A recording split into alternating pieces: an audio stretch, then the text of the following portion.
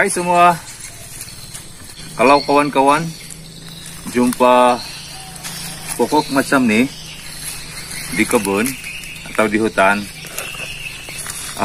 bolehlah mengambil anak pokok ini untuk ditanam di halaman rumah. Nak tahu apa pokok ini? Teruskan menonton video ini.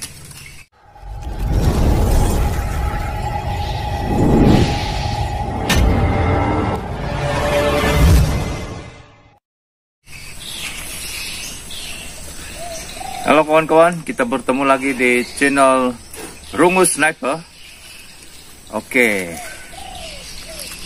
video pada kali ini saya ingin memperkenalkan pokok ini.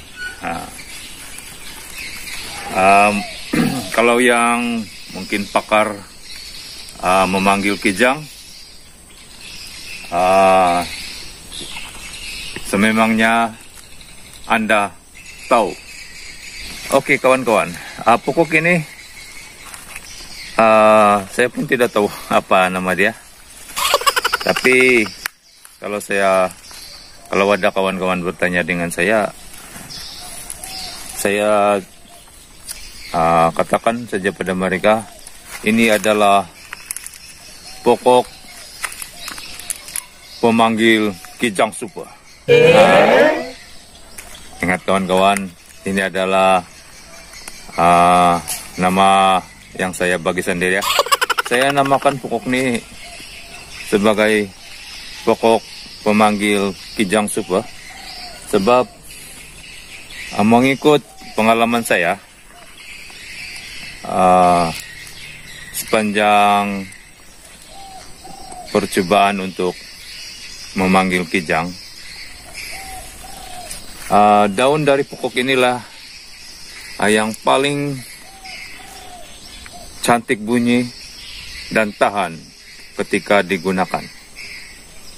Oke, cara menggunakan daun ini, tonton saja video ini. Saya ada berfungsi cara menggunakan daun ini untuk memanggil kijang. Oke, kelebihan daun pokok ini untuk dijadikan pemanggil kijang, bunyi yang dihasilkan dari daun pokok ini sangat-sangat berkesan untuk memanggil kijang, terutama kijang betina. Dan kelebihan lain memanggil kijang menggunakan daun pokok ini, daun pokok ini ya amat lihat. Maksudnya dia tidak mudah putus. Kalau daun ubi kayu memang cantik dia punya bunyi, tapi itulah daun ubi kayu mudah koyak dan putus. Tapi kalau menggunakan daun ini ya agak lihat, dan seperti yang saya katakan tadi, suara yang dihasilkan sangat ampuh untuk memanggil kijang, terutamanya kijang betina. Dalam video saya yang lepas, ada follower telah memberi satu tips memanggil kijang, tapi bukan menggunakan daun. Dalam komen beliau, dia mengatakan boleh buat bunyi pemanggil kijang dengan menggunakan bit kertas. Saya pun mencoba, dan mungkin tekniknya saya kurang pasti. Jadi ketika saya hasilkan bunyi pemanggil kijang dari duit kertas tersebut. Malangnya saya tidak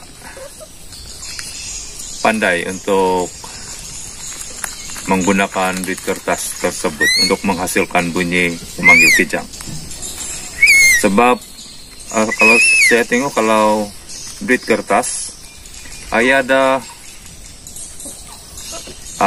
kasar dan tebal sedikit. Tidak tahulah kalau betul-betul mahir menggunakan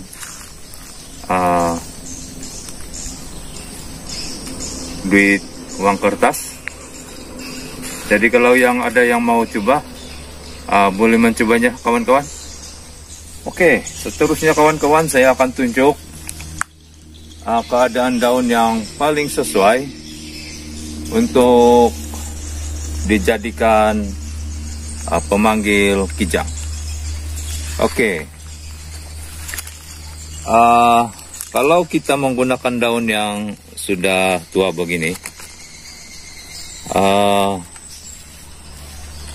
ya memang lihatlah, tapi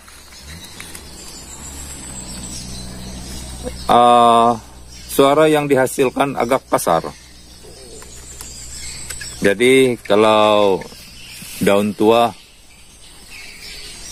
saya sarankan janganlah guna daun ini, sebab tidak sesuai untuk dibuat pemanggil kijang. Manakala daun yang masih terlampau muda macam ni,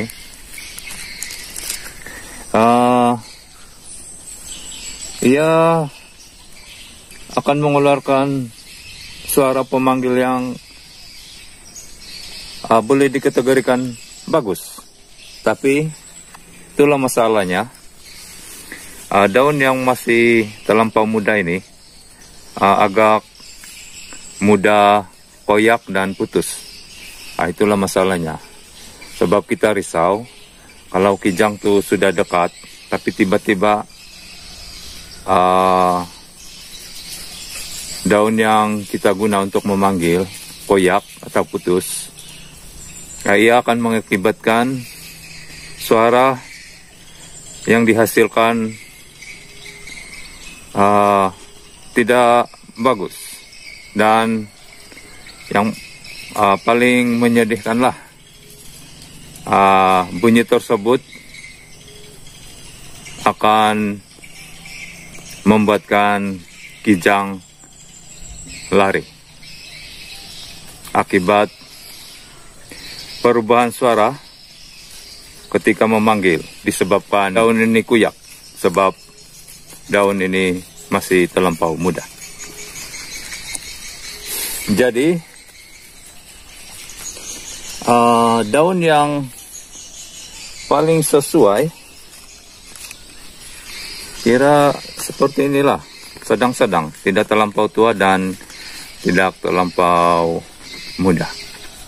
Jadi suara yang dihasilkan pun cantik, dan daun ini sudah agak lihat lah. Untuk makluman kawan-kawan, ini saya ambil bibitnya dari kebun getah sewa, sebab pokok macam ini biasanya paling banyak di ladang getah. Jadi kalau ikutkan ini pokok terlampau subur ini kawan-kawan. Sebenarnya yang sedang-sedang subur itu yang bagus tuh. Kalau kita menanam di halaman rumah kan bagus, jangan kasih baja-baja kayak begitu. Sebab kalau macam ini kan terlampau lebar sudah bah, tidak sesuai. Jadi keadaan pokok ini yang paling sesuai seperti ini kawan-kawan. Mari kawan-kawan, ini dia kawan-kawan. Nah ini, ada jauh beza kan.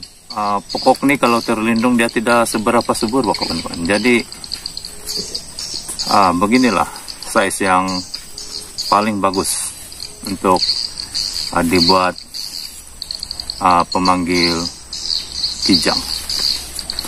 Jadi contoh yang paling sesuai yang inilah, yang ini kawan-kawan, untuk pemanggil. Seperti dalam video ini saya ada tunjuk cara menggunakan pemanggil kijang ini. Kita bola 2, lepas itu gipit begini, lepas itu baru kita anu di mulut lah dan sedut.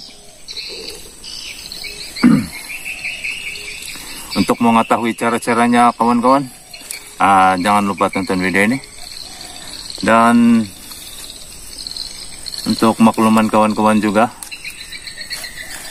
bagi saya lah, seperti yang saya katakan dalam awal video tadi, ini merupakan yang pernah saya coba antara pemanggil kijang tradisional yang sangat ampuh. Dan hasil editan saya MP3 pemanggil kijang seperti yang saya kongsikan di video ini, hasil daripada bunyi daun ini yang saya rakam dan edit. Jadi sekali lagi, kalau kawan-kawan jumpa di hutan ataupun di kebun pokok pemanggil kijang supa ini, ambillah anak pokok ini dan tanamlah di halaman rumah. Hebat ini kawan-kawan. Oke lah kawan-kawan, terima kasih karena menonton video ini. Semoga apa yang saya kongsikan bermanfaat kepada Anda semua. Semoga kita berjumpa lagi di video saya yang akan datang. Hai no, magasu.